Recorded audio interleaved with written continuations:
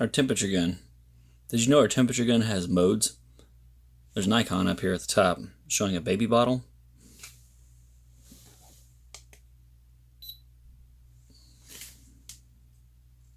Not an accurate temperature. Hit the mode button up here. See, now you have a baby's forehead there.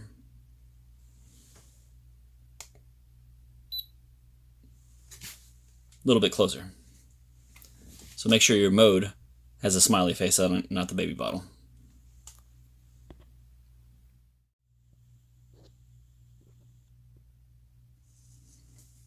Did you know you can test the defibrillator on our monitor? We need to do this every morning. I've been to a scene where the AED didn't work during our resuscitation. Can you imagine the family trying to sue that department over something like that? So it's important that we test our AEDs in the morning. Then we have documentation that we tested them. All right, so to test your AED, you're going to go into the compartment with the patches, pull them out, where the patches first connect into the cable. So not the cable side, but the monitor side. There's a button on the back, press that, pull the cable free. Just a little bit farther down your cable line, you're going to have a test unit, and this is just a resistor. So we're going to plug in the patches to the test unit. You'll notice that the top of the cables are domed. Same thing with the testers, so just line those up and put them together, and you'll hear a beep from the monitor. Okay. Up the top here, it's going to say pad short detected. That's just because it's hooked to this resistor. We're going to hit energy select, and we're going to bring it down to 30 joules as stated here on the tester. Test defibrillator at 30 joules. Energy select, bring it down to 30. We've got 30 selected here. We're going to charge the monitor. When the monitor is ready, we'll hit discharge shock. Defib short test passed. And you have written documentation that your defibrillator was tested that morning.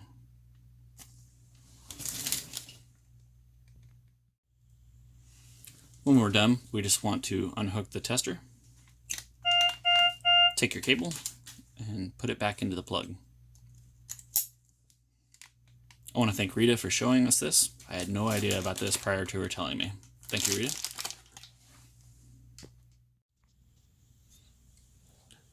Testing our suction unit.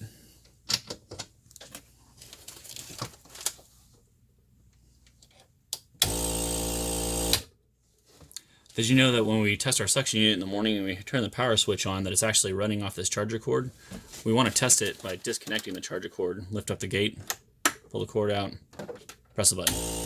Should sound similar to it did when it was plugged in. Sometimes you'll disconnect the power cord and find that it's a lot lower. If that's the case, the permanent battery inside needs to be swapped out. And that's something that you'll get in contact with Mike or I for, and we'll order another battery. Thank you to Jordan for showing me that.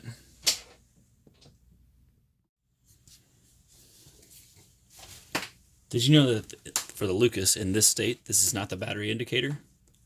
This is currently the charge indicator, showing that the cord is plugged in and that the Lucas device is being charged. You actually need to unplug the Lucas and push power to be able to see the current battery state. While the battery appeared to be good when it was plugged in, when you unplug the battery and go ahead and power it on, then we can check the battery indicator after it fully boots up. And you can see that this battery actually has an issue. So make sure that we unplug the Lucas all the way and then power it up to check the battery status. And be sure to swap out your batteries on Mondays.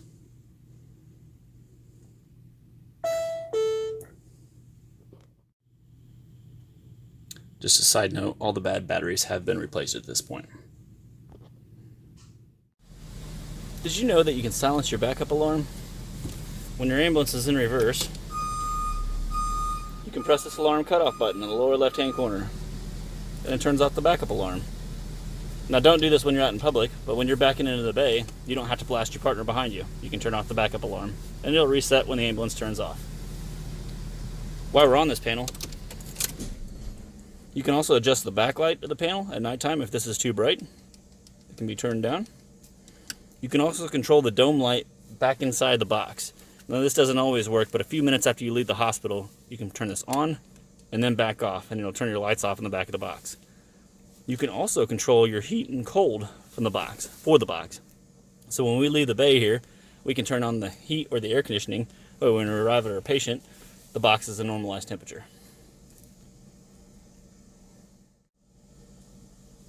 Did you know you can check the pressure of the ambulance's main oxygen bottle? Hit the change display button.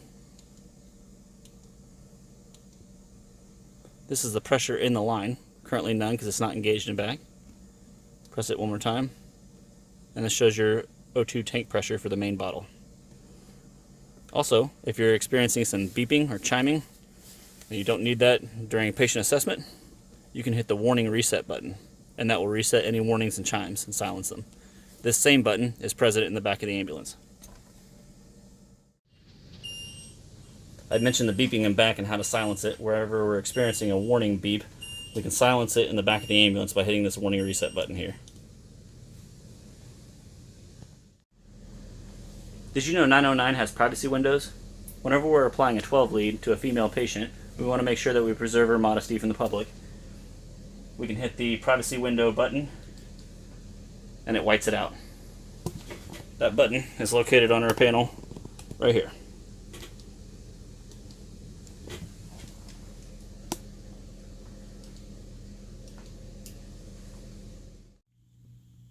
Did you know 909 has an inverter? An inverter is where you take 12 volts supplied by the ambulance batteries and invert it to 115 volts AC. So from DC, inverting it to AC. This allows us to have wall voltage inside of a 12 volt vehicle. The illumination that you see here on the outlet shows that the inverter is currently working and is giving us 120 volts AC, 115 volts AC. The reason why this is important, sometimes during emergent transfers, we're giving IV pumps that the batteries aren't fully charged. This can be an issue when we're doing a drip, so we want to make sure that the inverter is functioning properly so that we can have power to our IV pumps. The light on the outlet lets you know the inverter is functioning properly. If you don't see the light on the outlet, we need to go back outside to the inverter cabinet and reset it there.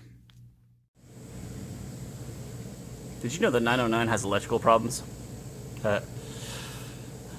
Whenever we're plugging in the Shoreline to 909, the first thing we look for is this, to make sure that the power from the cord is actually reaching the Shoreline. Then we're going to look above here to this charge indicator panel. If after a few seconds of having the Shoreline plugged in, you don't see this light either steady or blinking green, then we need to check the circuit breaker. The circuit breaker is located inside the box just below this charger to the right.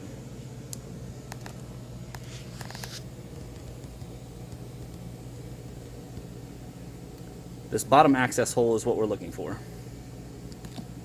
Excuse me, the top access hole. The bottom is where we'll see the lights happening.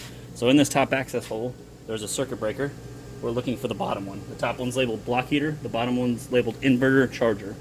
If we don't get any charging, we're going to take that circuit breaker, we're going to push it to the off position, and then pull it back forward to the on position. 9 times out of 10, that corrects the issue.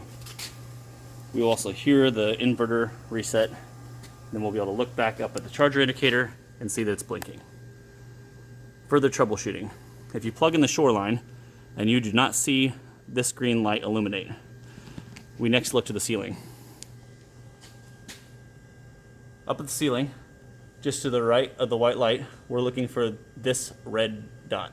That's where the Shoreline is plugged into that electrical box. As long as that red dot is illuminated, then we have power coming down to the Shoreline, and we may have an issue in the pigtail connection here or the actual connection here at the Shoreline. If you do not have a red dot indicated on the ceiling, then the building breaker has popped. If 909's inverter, charger, breaker has popped, this is the sound that you'll hear from the inverter. This is the view of the circuit breakers just above the inverter. We're looking for the circuit breaker labeled inverter charger. Go back here, flip it all the way to the off position, pull it forward. Now we go back down here and look at the inverter. We're going to hear a change of sound and a change of lights. Now we can see that the absorption, which is the charge mode, is blinking. That's the sound and the lights that we want to see. Come back over here and double check. We have a blinking green light.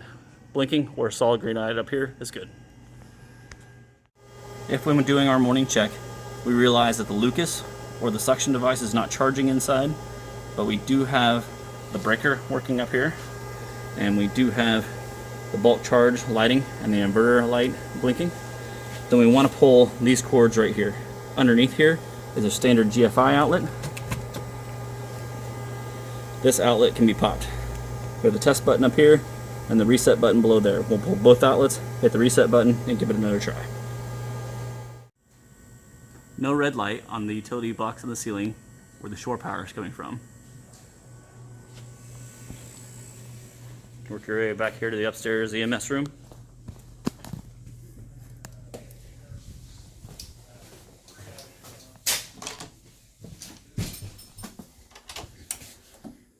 Circuit breakers back here, we're looking for panel H1. 909 shore power connection is circuit 22. It's labeled down here is shore power charger drops door 1. Circuit breaker 22, flip to the on position.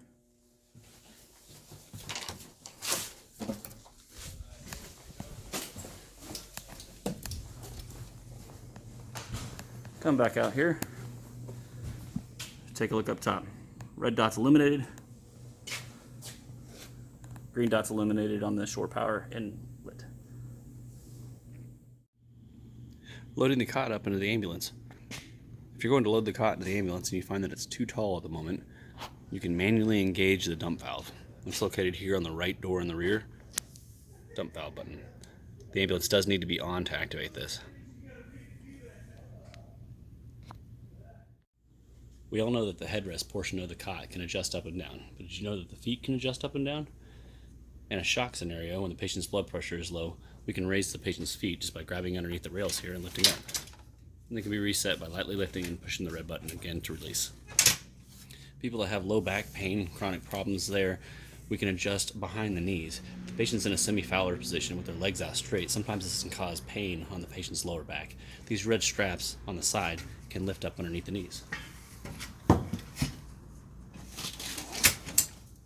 And this can make it more comfortable for the patient.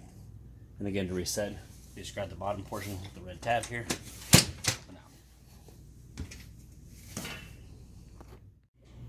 Out running an errand and find yourself locked out of the ambulance? No need to panic.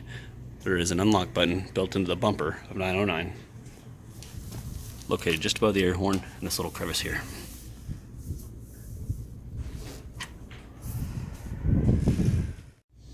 There's a similar button built into the grill of 906.